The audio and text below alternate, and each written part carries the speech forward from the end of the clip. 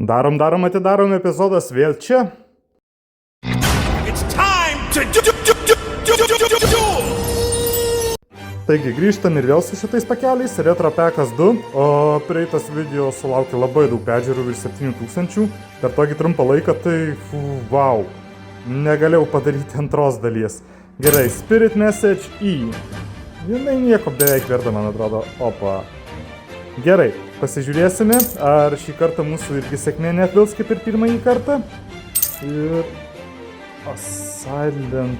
Šitą kortą kaip ir atsimenu iš senų labai laikų, turėjau, man atrodo, labai daug kopijų iš jos. Tornado Wall. Okei. O, kiaušiniukai. Okei, kiaušiniai. Ir, Goblin Attack Force. Labai gerai žinoma taka, bet ir mes nieko gero su šitą kortą negavome. Nieko gero iš šito pakelio, bet antras pakelis galbūt bus sėkmingas. Taigi, pasižiūrim, 4 kortų triukas ir verčiame savo kortas. Ir vėl kartojasi kortos. Kodėl taip? Ok, Book of Moon. Creature Swap.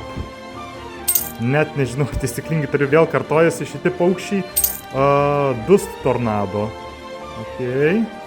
Tornado Wall. Dar viena.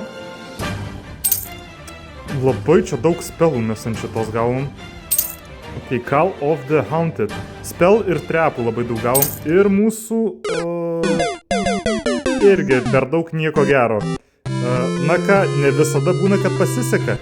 Kai kurie epizodai pasiseka, kai kurie ne, bet būna ir tokių dienų, per kurias mes nieko gero neištraukime.